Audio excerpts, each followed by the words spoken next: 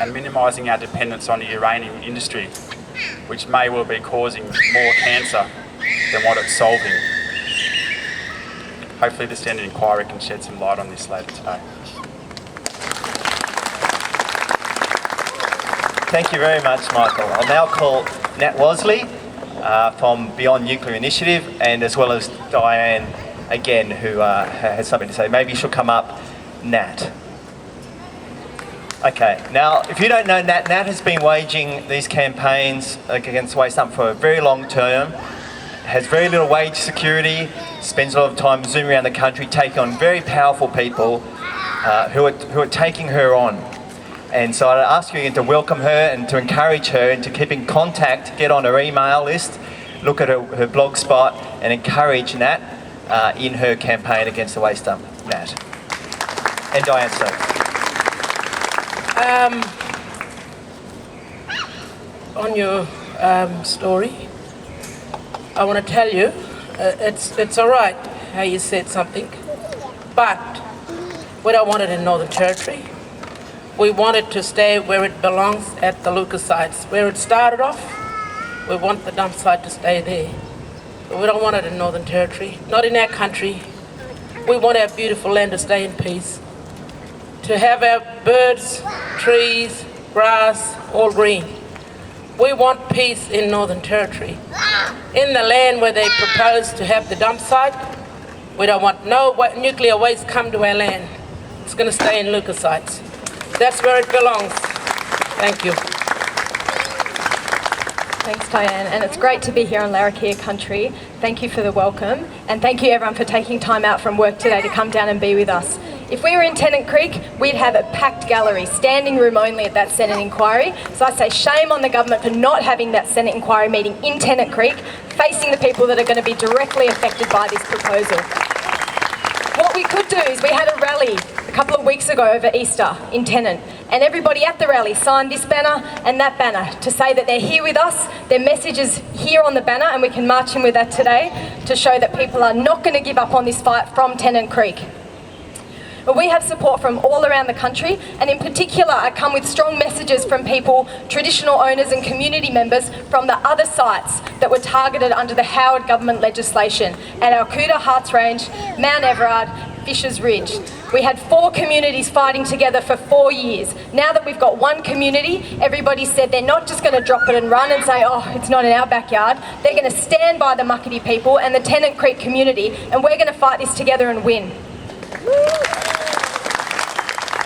Now, on this legislation, we're here for a Senate inquiry about the National Radioactive Waste Management Bill 2010. It's meant to be replacing the Commonwealth Radioactive Waste Management Act. Now, that change in title is one of the biggest changes in this legislation. It is recycled legislation, it is rehashed, and it is Minister Martin Ferguson once again walking all over the territory, walking all over traditional owners, and trying to put up a premise of saying that he's actually doing something different from the Howard government. Well, you don't even need to get to the fine print on this, because he's basically cut and pasted whole sections of the Howard government legislation. So still, they can target the territory. In particular, they're targeting Muckaty as the only site. Now, we had a Senate inquiry in 2008 that recommended that with radioactive waste facility, no particular jurisdiction is targeted. Well, that report went on the shelf. Martin Ferguson never paid attention to that one, just like he's never paid attention to the phone calls, emails, faxes and visits to his office that traditional owners have made over the last 4 years. People have actively and consistently tried to speak with Minister Martin Ferguson about this. They've gone to Melbourne and Canberra to his offices, they've invited him to Tennant Creek, and he hasn't had the guts to show his face yet. Shame on Minister Ferguson for that.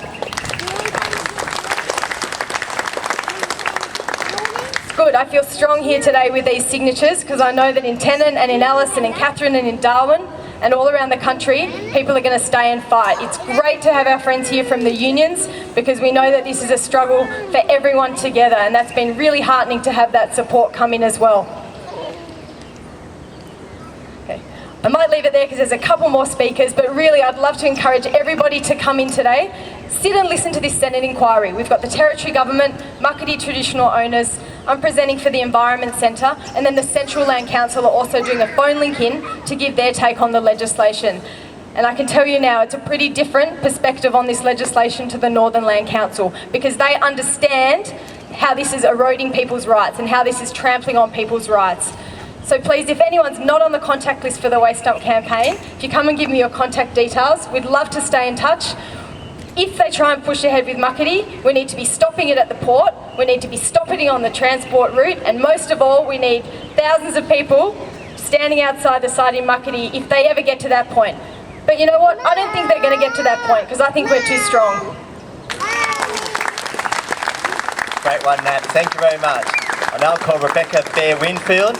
Now, it's a good point to remember. People can defeat the evil powers in government and industry who want to foist a nuclear waste dump on the country, on Aboriginal people, on people they think are weak and who will just give up.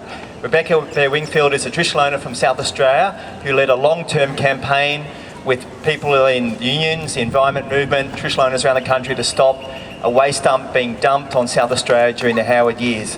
She won, and she's here to support us now. Rebecca. Thank you.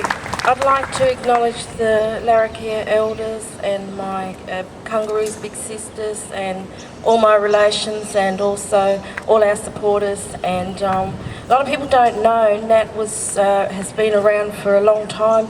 I was spokesperson for the Kungajutas. We were bitterly opposing the proposal for the waste dump to go to a place they call Billakalina, which is on my home country.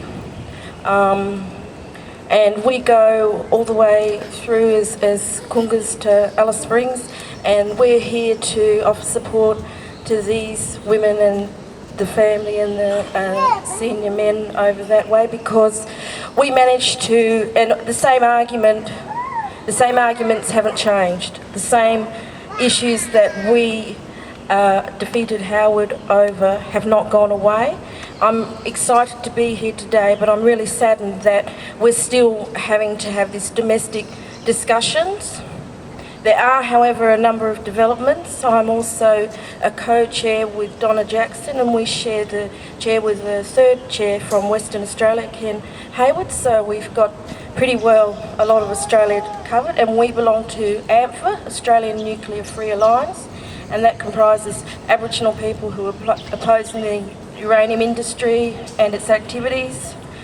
My mum, she's an incredible woman and an inspiration. She won the 2003 Goldman Environment Prize alongside of my big sister Eileen Brown, and Mum and I went to San Francisco where she got her prize in 2003, and that was for her position, saying no to the mine. But also my mum, her link and this link to the uranium industry goes a lot further. For our family, I'm a daughter of a survivor. My mum was under the first nuclear bomb set EU in 1953. And we're pretty well tired. I think it's absolutely disgraceful that the same rhetoric, it hasn't changed. We knew how to manage it, leave it in the ground, don't transport it. I work overseas now with a panellist who feeds into the Indigenous Forum, and we've briefed the United Nations, through them the General Assembly and the International Atomic Energy Agency. This is not a safe substance, it's not a safe solution to changing climate change conditions, it's not safe in any form to be transported, it endangers people's lives. I work with World Health, and Australia and our Prime Minister signed a declaration last year, April 3rd, recognising our rights. And there's another important declaration that's been developed across the world. It's called the Manila Declaration, and we will get them handed out and disseminated, because this actually spells out Indigenous rights. And our Prime Minister signed that declaration, so we actually need to consider how our rights are now legislated in the Constitution at a federal and at a state level. There's still a lot of hard work to happen, but it's exhausting. And I come from a family, we've got 6 generations of anti-nuclear campaigners, and it's not going to go to anywhere in Australia. It needs to be left where it's produced, and you can't force old people to have a waste dump in their country. And we've got to stop producing it as well in Australia. But that's what I'd like to say is thank you for coming. And we did beat John Howard and the grandmothers and the senior women, they beat that man. So it can be done and you're going to do it. Thank you. Look up Martin Ferguson. Thank you very much, Rebecca. And lastly, but certainly not leastly, Senator Scott Ludlam, Senator for West Australia, who is a member of the Senate inquiry, who will be taking evidence this afternoon. Scott has a long, very strong history in opposing the nuclear industry in Australia, and has been a great support to Aboriginal people, the environment movement around the country where waste dump is being proposed. So please welcome Scott, and don't take off after he's finished. Scott, thank you. Thanks a lot. Thanks very much for having us here. I'd like to thank Donna for welcoming us on behalf of the Larrakia mob. It's great to be up here today, and it's really wonderful to see the senior people coming up from Central Australia to speak out and stand strong for their country and their culture. And we will be doing everything that we can in there and on the streets to make sure that your voices come through as loudly as they deserve. But firstly, thank you for speaking out. It's so much appreciated. And I'd also like to thank our brothers and sisters in the trade union movement who came out today. That's actually really important. Thank you so much for coming up. The introduction reminded me of the first time I ever came to Darwin. It was for a court appearance because I'd just been arrested for trespassing out at Jabiluka towards the end of 1998. That was my first visit to this beautiful town, and it reminded me when Rebecca was speaking about times when people have stood up. That fight was won by a huge national mobilisation by people overseas in Japan and in Europe working and supporting people, but actually it was won because the senior traditional owners stood up and said no. We've had a gutful of uranium mining and the way that this industry conducts itself in this country and elsewhere.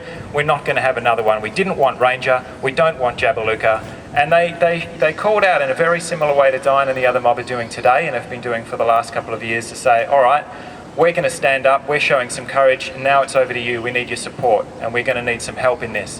Whether you have a legal background, whether you're a journalist, whether you write, whether you do art, or whether you build things, whether you're in the union movement and you're actually going to be called on to construct this facility or transfer this poisonous garbage from Sydney up to where they want to put this thing. Well, I'm here to say it's not going there. It is not going to happen. Because of how strong you are, because of the leadership that you've shown, and because of the number of people that you've inspired over time. It is not appropriate in 2010 for a government in Canberra to be walking around with cheques for $12 million saying, who wants a school? Who wants decent medical care? Who wants a road that's not full of potholes? Who wants electricity? $12 million over the lifetime of 300 years, which is how long it'll take for the low-level material to stop ticking. Before we even start talking about how long the long-lived material is going to be lying around killing people for thousands of years, 300 years just for the low-level waste, and they reckon $12 million is about all that it should take for people to sell out their country for what should be citizenship entitlements, healthcare, decent roads, electricity, running water.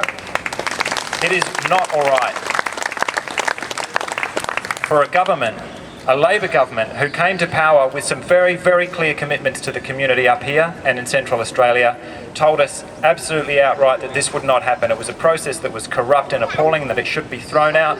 Well, what's changed today? Except for the names on the piece of paper, we have exactly the same approach with the added benefits of some hypocrisy and some lying. At least with Howard, you knew who your enemy was, because he'd just tell you to your face, we're just going to dump this stuff, we're going to walk all over your mob. We expected better from a Labor government. Thank God that we've got some people with courage in there who are speaking out inside those rooms. We'll be speaking out inside the Senate inquiry. Thanks again, Jerry. So we speak for the first time in Tennant. And that takes a lot of courage, and so does the courage that you've shown today to the mob for coming up here and speaking out. We'd really like you to join us in the inquiry. These are public hearings. They should be occurring in public. The more people in that room, the better, to hear the evidence taken directly. It's a tiny little window of accountability, one of the few that we have, to hear your voices and get your evidence on the table. So please come and join us today. And as many of the other speakers have said, this is a long fight. This is not just today. This is going to go for a little while yet. And we're going to need everybody to stay strong, look after each other, stay in this, because we're going to win it. Thank you very much. Thank you very much, Scott. That concludes the speeches, but we're going to get a photograph of everybody together. So can we have everyone sitting around where the Wamumpa and other women are sitting? We'll get a photo quickly, and then as we do that, so please start moving over. We'd like everyone here to be a very quick one. We can have people with cameras to come out and take photos. And whilst you're doing that, you can ask everyone to come over. I'll hand over to Nat, who's just got to brief you on what's happening next and what's happening around the country.